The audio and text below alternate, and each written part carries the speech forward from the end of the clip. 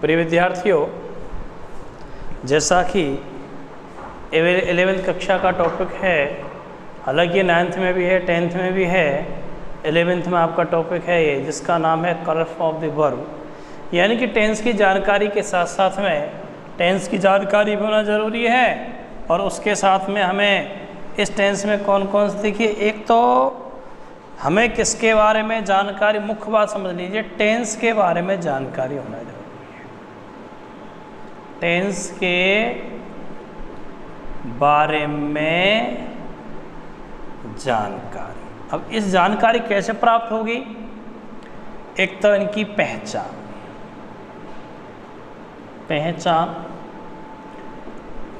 में हिंदी की पहचान से है, कुछ एडवर्ब दे रखे हैं उनको पहचानना होता है, एडवर्ब से पहचान होती है।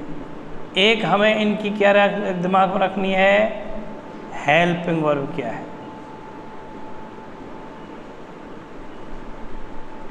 एक याद रखना है हमें मेन वर्ब क्या है। तो हम लोग इन चीज़ों को टेंस के साथ में देखते चलते हैं। टेंस के बारे में हम जानकर रखते हैं तो इनकी पहचान है, इनके एडवर्ब कौन कौन से हैं, किस टेंस में किस एडवर्ब का प्रयोग किया जाता है, हेल्पिंग वर्ब कौन कौन सी आती हैं, और हेल्पिंग वर्ब के आने पर मेन वर्ब में क्या होता है। हम लोग पढ़ रहे थे, हम लोगों ने पढ़ लिया है और हम पढ़ भी रहे हैं। हम लोग पढ़ रहे थे कौन सा टेंस? Present indefinite tense. कौन सा टेंस पढ़ रहे थे हम लोग? मैं आपको एक बार और बता देता हूँ, क्विक रिवीजन के तहत में हम पढ़ रहे थे दी प्रेजेंट इंडेफिनिट, हम पढ़ रहे थे present indefinite tense. Present indefinite tense के अंतर्गत हमने आपको बताई थी इसका जो अफर्मेटिव सेंटेंसेज होते हैं, कौन से सेंटेंस होते हैं? अफर्मेटिव, यानी कि सकारात्मक जो सेंटेंस होते हैं, सकारात्मक जो सेंटेंसेज होते हैं उनका पैटर्न क्या होता है। हमने पैटर्न पर चर्चा की, और पैटर्न क्या बताया था आपको हमने? सबसे पहले सब्जेक्ट, और इस टेंस में क्या होता है कि सकारात्मक वाक्य में सहायक क्रिया नहीं आती है। फिर क्या लगा देते हैं हम? यदि हो तो ऑब्जेक्ट, ऑब्जेक्ट के बाद में अदर्स, और भी चीज़ आ सकती, टाइम प्लेस में कुछ भी, और ये हमारा होता है फुल स्टॉप। इन चीज़ों पे हम चर्चा कर चुके हैं। सब्जेक्ट आएगा सबसे पहले, ये हमने चर्चा कर ली। मेन वर्ब में किस प्रकार से एस और यस का प्रयोग होगा, इस प्रकार से हमने चर्चा की। ऑब्जेक्ट आकर अदर वर्ड आएगा। हम लोगों ने स्टेप देख रहे थे, हम क्या देख रहे थे? स्टेप। हमने बहुत सारे स्टेप पढ़े, हमने चर्चा की एडवर्ब ऑफ टाइम है। Adverb of time always, sometimes, ever, never, generally, frequently, seldom, scarcely, जितने भी आपको मैंने बतला दिए, ढेर सारे बतला दिए, उनको आपको पहचान करना है कि ये सब हैं आपको प्रेजेंट इंडेफिनिट टेंस को बतलाते हैं। हमने जब चर्चा की हियर और दियर से प्रारंभ होने वाले वाक्यों के बारे में चर्चा की, ईच और एवरी से प्रारंभ होने वाले वाक्यों के बारे में चर्चा की, वुड रादर और हैड बेटर से में जो बैक में दे रखा है तो क्रिया की फर्स्ट फॉर्म का प्रयोग करते हैं, वो हमने चर्चा की। तो उसी क्रम में हम आगे चल रहे हैं। तो देखिए अफर्मेटिव का पैटर्न तो ये है, नेगेटिव होगा तो उसका पैटर्न आपको बता दिया है। नेगेटिव में हम सहायक क्रिया कौन सी लगाते हैं? डू और डज लगाते हैं। क्या लगाते हैं? डू और डज लगाते हैं। हम और चर्चा कर लेंगे। हमने स्टेप बाय स्टेप पढ़ लिया था। स्टेप बाय स्टेप में हमने चर्चा की कि एडवर्ब ऑफ टाइम होते हैं, उन एडवर्ब ऑफ टाइमों के साथ में हम प्रेजेंट टेंस का प्रयोग करते हैं। हम चर्चा कर ले, थोड़ा सा कर लेते हैं। जैसे समटाइम्स है, आपका ऑलवेज है, आपका नेवर है, आपका ईवर है। स्कारली है, हार्डली है, डॉट डॉट डॉट। जितने भी आपको लिखाए थे उनके साथ में प्रेजेंट इंडेफिनिट टेंस का प्रयोग करते हैं।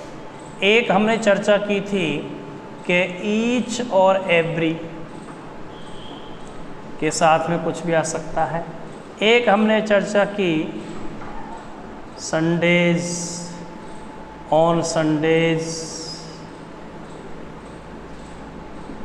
ऑन मंडेज, कुछ भी है इनके साथ में इनका प्रयोग करते हैं। एक हमने चर्चा की थी इम्परेटिव सेंटेंसेस।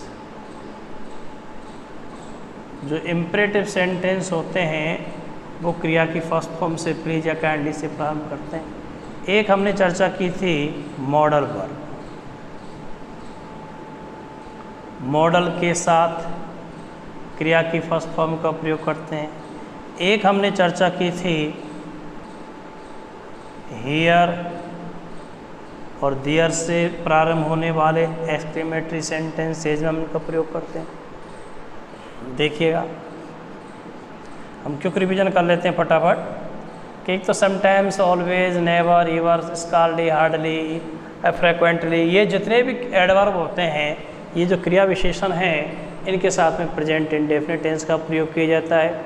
ईच एवरी के साथ में प्रेजेंट इंडेफिनिट टेंस का प्रयोग करता है। ऑन मंडे, संडेज आदि के साथ में हम लोग प्रेजेंट इंडेफिनिट टेंस का प्रयोग करते हैं। इम्परेटिव सेंटेंसेज में हम प्रेजेंट इंडेफिनिट टेंस का प्रयोग करते हैं। मॉडल के साथ में वर्ब की फर्स्ट फॉर्म आती है और हियर और देयर से प्रारंभ होने वाले वाक्यों में भी हम इसका प्रयोग करते हैं। एक हमने ये भी नियम देखा था, साइंटिफिक है, मैथमेटिकल फैक्ट्स हैं, मैथमेटिकल फैक्ट्स हैं, साइंटिफिक फैक्ट्स हैं, उसके साथ में भी हम प्रेजेंट इंडेफिनिट टेंस का प्रयोग करते हैं। एक हमने पढ़ लिया था कि कमेंट्री जो बोलते हैं, आंखों देखा हाल, जो रेडियो टीवी पर जो कमेंट्री बोली आती हैं, वो भी आपके प्रेजेंट इंडेफिनिट टेंस में प्रयोग लाते हैं। अब हम जो कंडीशनल सेंटेंस होता है, उस कंडीशनल सेंटेंस में भी हम प्रेजेंट, एक हमने पढ़ लिया था कि वुड रादर और हैड बेटर वाला भी हमने नियम पढ़ लिया था कि कौन सा पढ़ लिया था कि वुड रादर और हैड बेटर के साथ में क्रिया की फर्स्ट फॉर्म का प्रयोग करते हैं। इन नियमों पर हम लोग चर्चा कर चुके हैं, इन नियमों पर हम लोग चर्चा कर चुके हैं। अब हम आगे चर्चा करेंगे जो कंडीशनल सेंटेंसेस होते हैं, जो ओपन कंडीशन वाला जो सेंटेंस होता है, उसमें भी हम लोग प्रेजेंट इंडेफिनिट टेंस का प्रयोग करते हैं।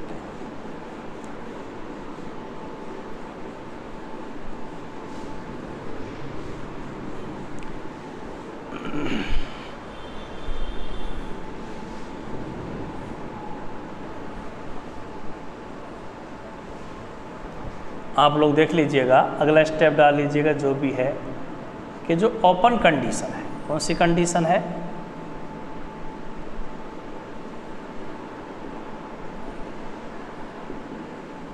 Open condition.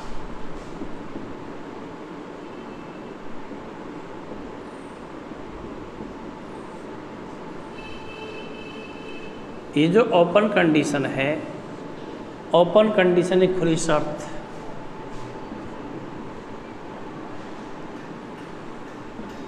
वाले वाक्यों में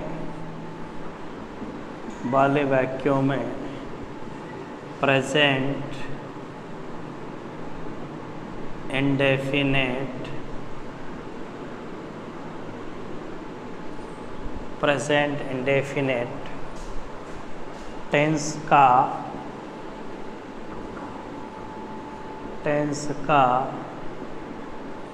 प्रयोग करते।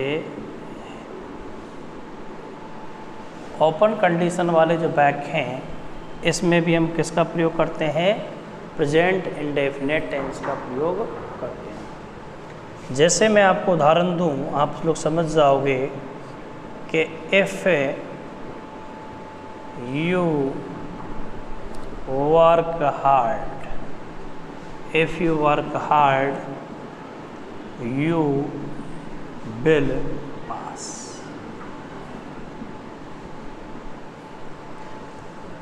देखिए ये जो है ये वाला सेंटेंस है और ये वाला सेंटेंस, ये तो हो गया बेटा मेन क्लोज। ये क्या है? Main close. इसका दूसरा नाम है प्रिंसिपल क्लोज।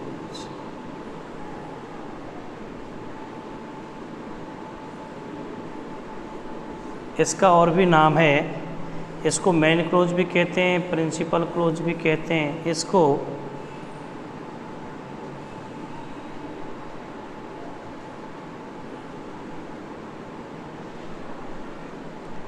डिपेंडेंट क्लोज भी कहते हैं। इसे क्या कहते हैं?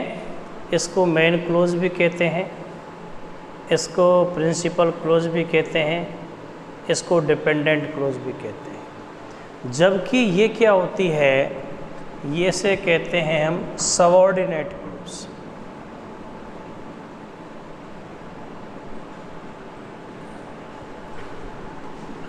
इसको बोलते हैं सबऑर्डिनेट क्लोज भी कह सकते हैं, इसको इफ क्लोज भी कह सकते हैं, इसको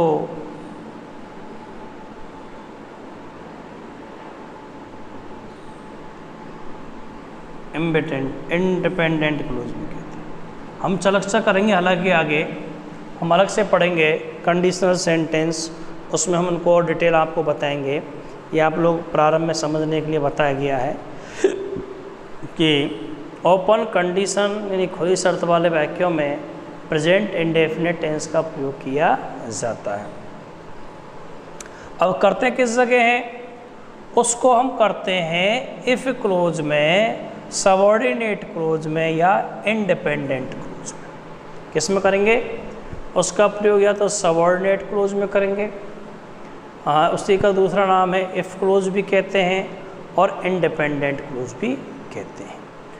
अब ये ओपन है, कंडीशन शर्त है, खुली शर्त वाला है, तो उसमें हम टेंस का ध्यान रख कर के एस का प्रयोग करेंगे। क्रिया की फर्स्ट फॉर्म आती है, उसमें कहाँ एस लगाते हैं, कहाँ ई एस लगाते हैं, उसका प्रयोग करते हैं। तो खुली शर्त वाले वाक्यों में भी हम किसका प्रयोग करते हैं? प्रेजेंट इंडेफिनिट टेंस का प्रयोग करते हैं। जैसा कि आप ये देख लें, इसको क्या बोलते हैं? सबऑर्डिनेट क्लोज बोलते हैं। इसे क्या बोलते हैं? इफ क्लोज ही बोलते हैं। और क्या नाम इसका?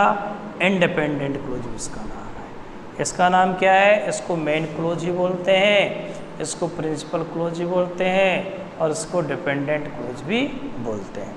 जैसा उदाहरण आपको मैंने बता दिया, इफ़ यू वर्क हार्ड, यदि आप क्या करते हैं? कठिन परिश्रम करते हैं तो क्या होगा? यू विल पास, आप पास हो जाओगे। यदि आप कठोर परिश्रम करोगे तो पास हो जाओगे। यदि आप कठिन परिश्रम, देखो इसका ही भाव वही है, फ्यूचर वाला ही हो गया। इफ़ यू वर्क हार्ड, यदि आप कठिन परिश्रम करोगे तो तुम क्या हो जाओगे? पास हो जाओगे। क्या हो जाओगे? पास हो जाओगे। तो ये आपको ध्यान रखना है, ये विशेष आपको ध्यान रखना है कि किस प्रकार का ये कोई सेंटेंस आएगा उसमें। देखो मैं इसी उदाहरण को और आगे डील करता हूँ, आप ध्यान से देखिएगा।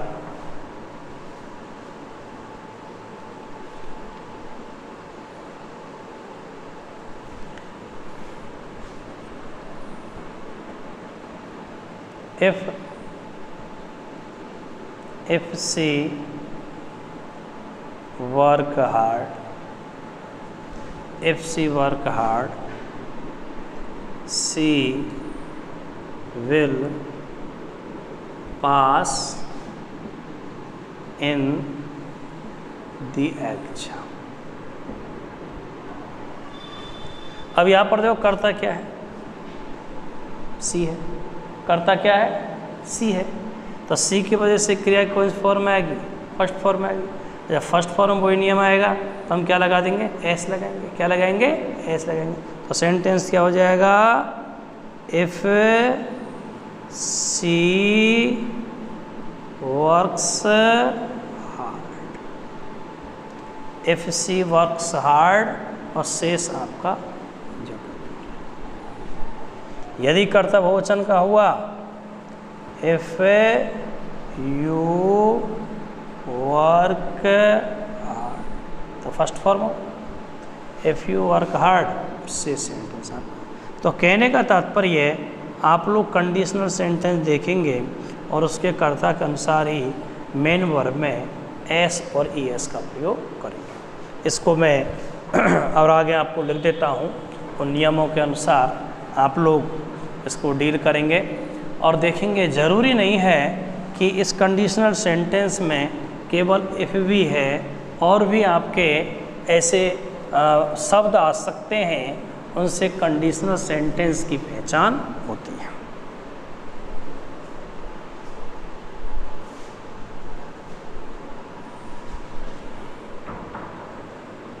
स्टेप लिख लो, आप लोग ध्यान रख लें।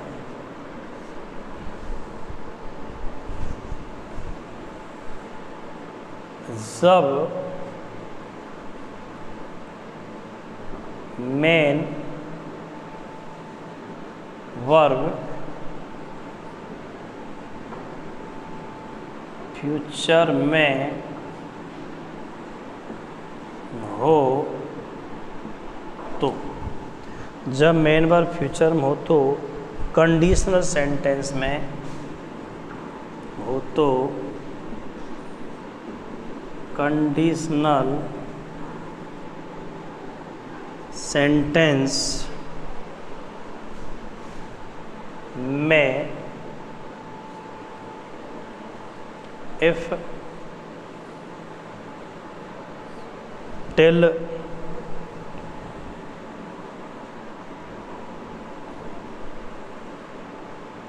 as soon as,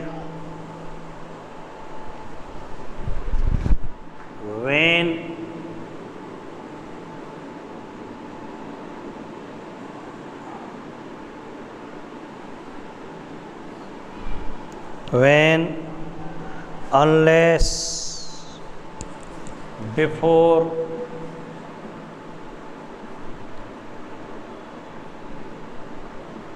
until,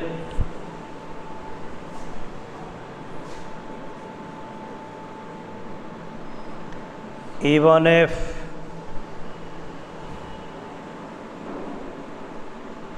in case, as के बाद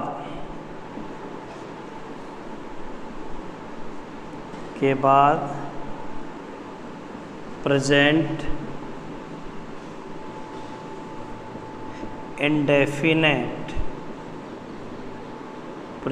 इंडेफिनेट टेंस का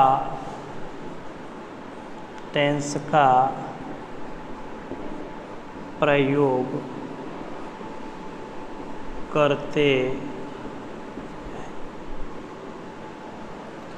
जब मेन वर्ब फ्यूचर में हो तो कंडीशनल सेंटेंस में इफ़ का भी प्रयोग हो सकता है, टिल का भी प्रयोग हो सकता है, एज सून एज का प्रयोग भी हो सकता है, व्हेन का प्रयोग भी हो सकता है, अनलेस का प्रयोग भी हो सकता है, बिफोर का प्रयोग भी हो सकता है, अनटिल का प्रयोग भी हो सकता है, इवन इफ़ का प्रयोग भी हो सकता है, इन केस का प्रयोग हो सकता है और एज का प्रयोग हो सकता है।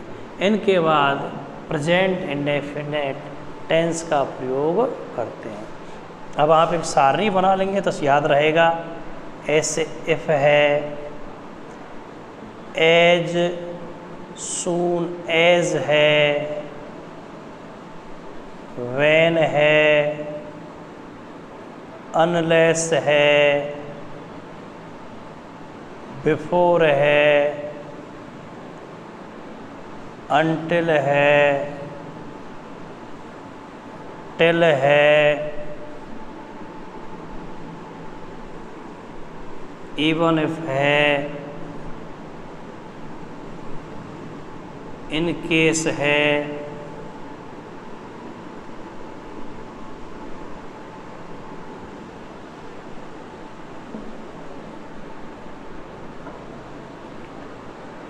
एज है।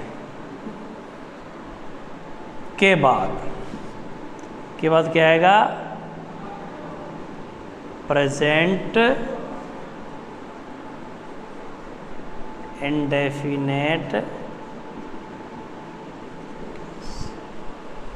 इनके बाद में प्रेजेंट इंडेफिनेट टेंस का प्रयोग किया जाता है। ये सारी चीज़ें हमें देखनी होंगी कि किस प्रकार से। देखिए एक शब्द आपको मैं बता दूं, एक तो है बेटा TILL टिल, और एक है अनटिल।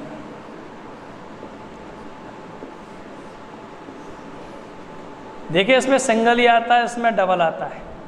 कहीं गलती से आप लोग डबल कर दें तो गलत हो जाएगा। लगता ऐसा है कि हमने तो ऐसा देखा है, शायद कहीं ऐसा पढ़ा है, लेकिन रियल यही है। TILL टिल होता है, UNTIL अनटिल होता है। अगर ये इस प्रकार के आपके शब्द दे दिए हों, एफ दे दिया हो, एफ का हमने आपको बता दिया है, एज सून एज भी आपको मिल सकता है, व्हेन भी आपको मिल सकता है, अनलेस भी आपको मिल सकता है, बिफोर ही मिल सकता है, अनटिल मिल सकता है, टिल मिल सकता है, इवन इफ भी मिल सकता है, इन केस ही मिल सकता है, और एज ही मिल सकता है। तो इनके बाद में जो आएगा वो प्रेजेंट इंडेफिनेट टेंस ही आएगा। हम एक दो एग्जाम्पल कर लेते हैं यहाँ पर समझने के लिए।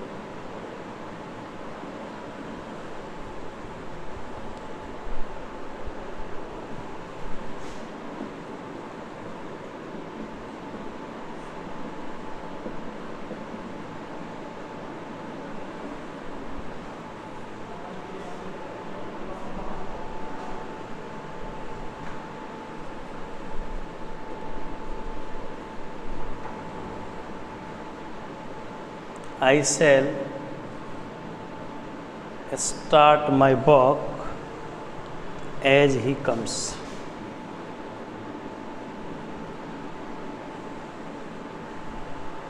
अब यहाँ पर आप देखिएगा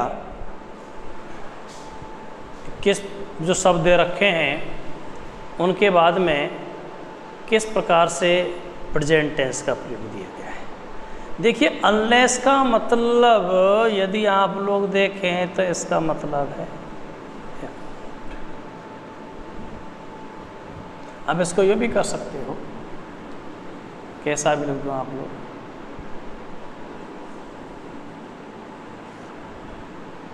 unless you work hard you will not pass, तो इसका मतलब क्या है, इफ नॉट, यदि आप कठिन मेहनत नहीं करोगे तो यू विल नॉट पास, आप उत्तीर्ण नहीं हो सकते। We shall wait here till she comes, तो यहाँ पर क्या आ गया, टिल आ गया। कौन सा टेंस आ गया, प्रेजेंट टेंस। यहाँ पर क्या दे दिया, अनलेस। कौन सा टेंस आ गया, प्रेजेंट टेंस।